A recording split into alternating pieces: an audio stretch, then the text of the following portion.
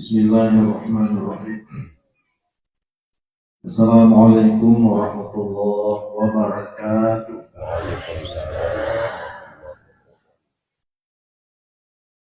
Alhamdulillah wassalatu wassalamu ala rasulillah wa ala alihi wa sahbihi wa mawalah.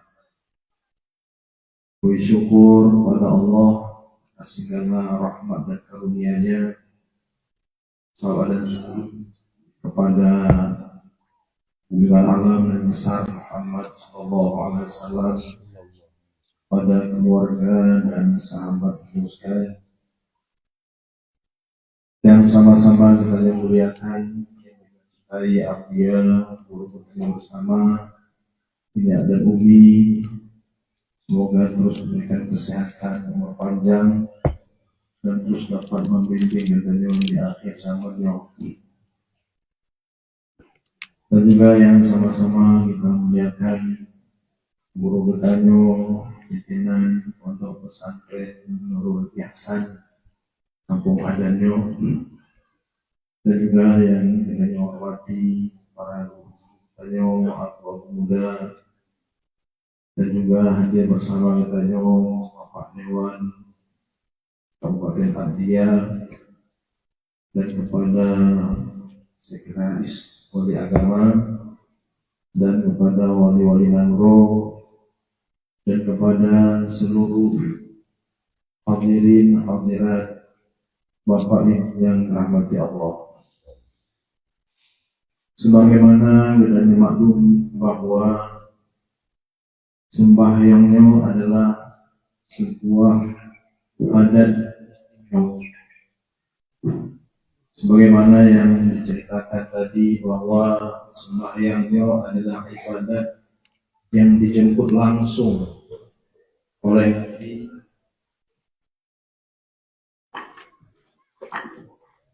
kepada Allah Subhanahu wa taala.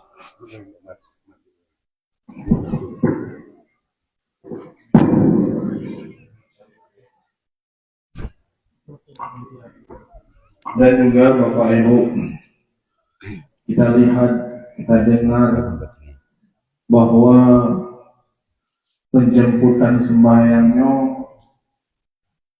diawali dengan pembelahan dada, dan juga di dalam menjemput sembahyangnya banyak sekali rintangan-rintangan yang dilalui oleh Nabi.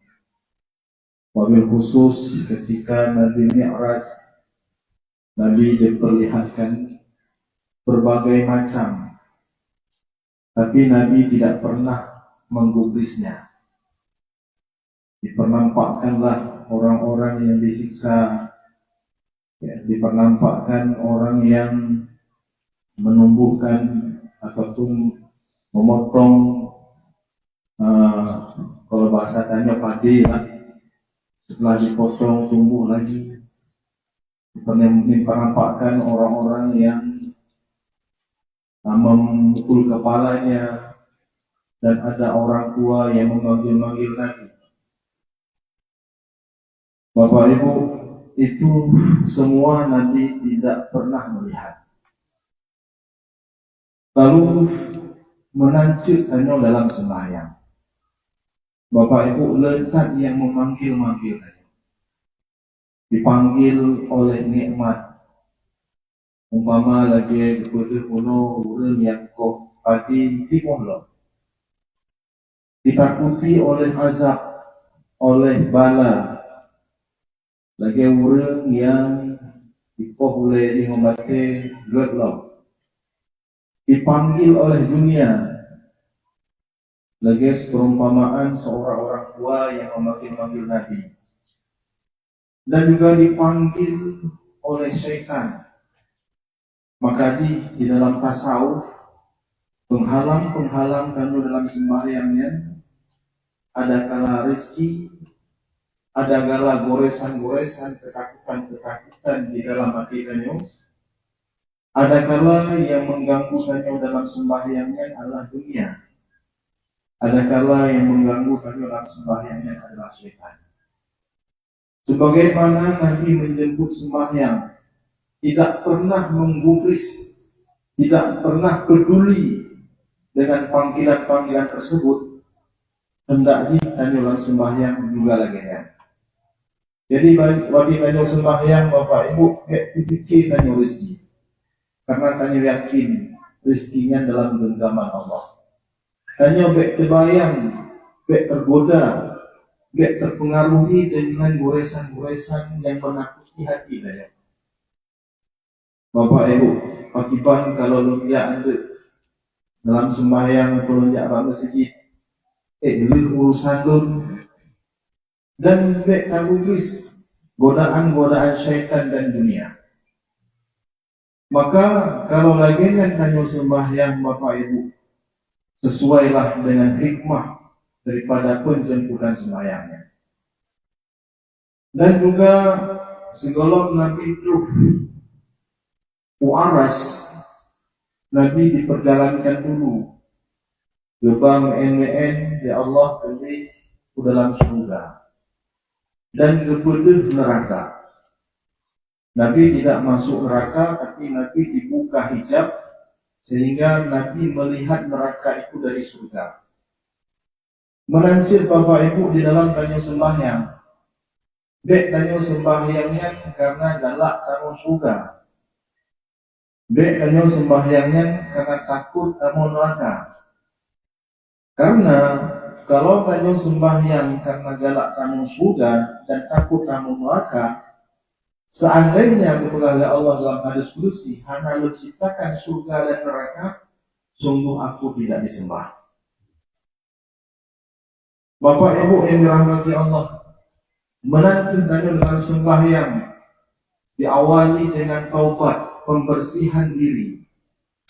Dan dalam sembahyangnya, dalam perjalanan tanya sembahyang digoda oleh berbagai macam. Tanya jangan peduli, karena itu semua dalam genggaman Allah. Dan juga tanya digoda oleh surga dan dipertakut dengan neraka. Tanya tak pedulinya, karena tanya semata-mata ikhlas untuk bertemu dengan Allah. Adapun yang lainnya itu dalam genggaman Allah. Makanya kamu dan Abu ya di dalam kitabul Himam, hendaklah kamu itu orang yang mendirikan salat, bukan orang yang sekedar ada salat. Tanya sembahyangnya Bapak Ibu bukan hanya sekedar ada, kalau sembahyang yang dikehendaki oleh Allah mendirikan sembahyang. Semua perintah-perintah tentang sembahyang dalam Al-Quran itu semua lafadznya itu iqamis salah atau mustaq dengan iqamis salah, muqimas salah. Semua perintahnya itu adalah tentang mendirikan salat, bukan ada sekedar salat.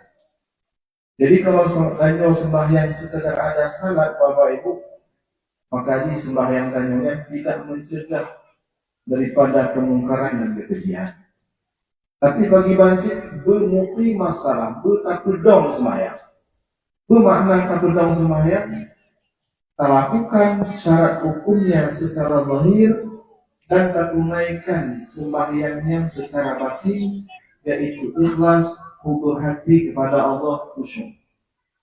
Kalau hana laginya Bapak Ibu, dalam hadis kursi juga disampaikan, bila ada orang yang sembahyang tidak menyempurnakan dia rukuknya, sujudnya pada lahir, dan tidak menyempurnakan ia akan khusyuknya pada batin, maka sembahyangnya gelipat-lipat ya Allah Ta'ala lagi dijabruk gerombak muka katanya. Berarti makna sembahyangnya Bapak Ibu bukan hanya zahir saja, tapi hanya pakiban bersembahyang secara batin dengan makna berhubur hati, berkhusyuk di dalam tanya sembahyang, ingat yang lain. Jadi kita cara ingat yang lain, Bapak Ibu tanya dia namanya naik pekerjaan, ya banyak sekali gangguan-gangguan. Maka ini ajaran Abu Yano mengajarkan katanya dia bersangkut muatannya. Abu Yang mengajarkan katanya supaya tanya bersangkut dengan Allah dalam segala aktivitas, bukan hanya di dalam sembahyang, tapi khusus sembahyang, dan juga kepada seluruh muamalat-muamalat, sehingga katanya dalam bermuamalat jujur, dalam tanya berhubungan sesama ikhlas, kita bisa melihat kelebihan orang, kekurangan katanya dan lain sebagainya. Berapa banyak orang yang sembahyang namun tidak dia dapat dari sembahyangnya kecuali kepayahan saja. Ya, Bapak Ibu, pada rakaat sembahyang lebih rakaat, tapi pada hakikatnya konfut rakaat sembahyang. Pada sembahyang bina hadir hakikatnya kepada Allah. Sembahyang lebih rakaat, tapi dalam tasawuf sembahyangnya sebatas mana kadar hubur hatinya, khusyuknya di dalam dia sembahyang. Menyatakan bangga takbir, Allahu Akbar, laju pikirannya lain. Tapi sama dengan tanya mana sembahyang. Dalam sembahyang semua rakaat yang ingat tanya kepada Allah, ingat tanya kebesaran Allah, kasih sayang Allah, rizki-rizki dari Allah lekat. Kait dong. Berarti yang kita rakaat sembahyang. Dari rakaatnya hamba amalullah, hana lagi pengaji aku yang berterbangan. Maka Bapak Ibu sangat pentinglah tanya belajar ajaran dari tasawufnya. Karena ajaran ini mengajarkan kita supaya dapat mendirikan sembahyang. Maka orang yang dapat mendirikan sembahyang ini, inilah sembahyang yang dapat mencegah kemungkaran dan kekejian. Setiap ayat ini bergantung dengan ayat yang lain. Sembahyang itu dapat mencegah kekejian dan kemungkaran dalam segi sembahyang yang iqamah, sembahyang yang didirikan, sembahyang yang dia mendirikan sembahyang itu. Maka tidak ada yang salah dengan Al-Quran, tapi salah kita dalam pelaksanaannya. Salah tanya sembahyang, tapi kok hanya khusyuk aja. Kalau tanya sembahyang kok hanya tidak bisa mencegah kekejian dan kemungkaran. Karena kita bukan iqamah. Kita itu mengadakan sembahyang agar karena tajud. Bapak Ibu yang dirahmati Allah, maka sembahyang yang laginya, sembahyang yang terlepas daripada sangkutan kepada selain Allah, sembahyang itulah yang membawa tanya mudah rezeki. Sebenarnya Abu Yang mengajarkan dengannya Bapak Ibu itu kaya belum. Makanya hanya katin. Ada kekayaannya mbak pangkat, kekayaannya mbak peng, kekayaannya mbak pekerjaan. Padahal agama ini lengkap. Agama ini yang wala yu'lali. Agamanya, ajarannya itu lebih tinggi dari yang lain. Kekayaannya lebih tinggi daripada yang lain. Kemuliaannya lebih tinggi daripada yang lain. Karena kanyonya di akhir zaman banyak sekali gangguan-gangguan yang sementara kanyo anak sakit dan murno, terbatas-batasi, bahkan ada orang yang menakut-takuti. Dia kalau kanyo belajar ajaran awliya, kanyo bisa fana, sehingga dalam sembahyang itu anak rubi dan sembahyang. Dengan sembahyang karena dia pun kemana doang. Hanya urung-urung yang anti ajaran ini, dia menakut-takuti. Bapak Ibu nanya ya, tanya ke sembahyang, ya Allahu Akbar, ya tiba-tiba kami sembahyang, Assalamualaikum, ya akan karena tanya fana bak dunia, fana bak peng, fana bak pekerjaan, ya tiba-tiba tanya sadar kalau sembahyang, katanya mbak mon tanya, lu tadi rakaat lu sembahyang berakaat, ngalu rukuk nggak, ngalu sujud nggak. Menandakan bahwa fana bak dunia mantap hanya mantap huruf dalam gerak-gerik sembahyang. Apalagi fana pada Allah. Tanya fana bak dunia mantap huruf, mantap betul gerak-gerik hanya dalam sembahyang. Apalagi kalau kita fana pada Allah. Kalau tanya pada Allah ada khusyuk, hubur hati kepada Allah, segala gerak gerik nanyunya sudah diremot di Allah Subhanahu wa taala. Hana mungkin salah. Salah. Maka darinya Bapak Ibu, sembahyangnya dasar dari segalanya. Kalau tanya puasana, sedekahna, mudakutna, dengkuna, punya sembahyang hana sama dengan yang bandung hana begitu. Karena pertama yang ditanya nanti di akhirat adalah sembahyang hana, yang lain kekubur. Pilih membawa. Menyona sembahyang boleh yang lain. Nah puasa, nah zakat, dan sembahyangnya baru dianggapnya punya didasari dengan taubat. Dia dasari dengan pembersihan hati dari segala sifat-sifat maksiat, sifat-sifat tercela. Karena dalam ajaran tasawuf Bapak Ibu, pangkal yang paling besar di dalam seluruh ibadat adalah taubat. Diibaratkan taubat itu bagaikan tanah dari sebuah bangunan. Punya bangunan, kalau tanah hana mustahil bangunan itu bisa begitu. Menakit sembahyang, menyahana kalau kiampun Allah Ta'ala di atas segala dosa-dosa danyo, maka sembahyangnya hana pak tempat daun. Maka perlulah kita belajar ajaran ini agar kita dapat menjadi hamba Allah yang baik.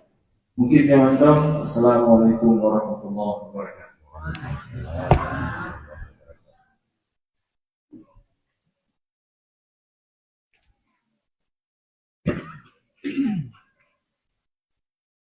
Alhamdulillah, terima kasih kami ucapkan kepada Abu yang menyampaikan ilmu tentang sholat dan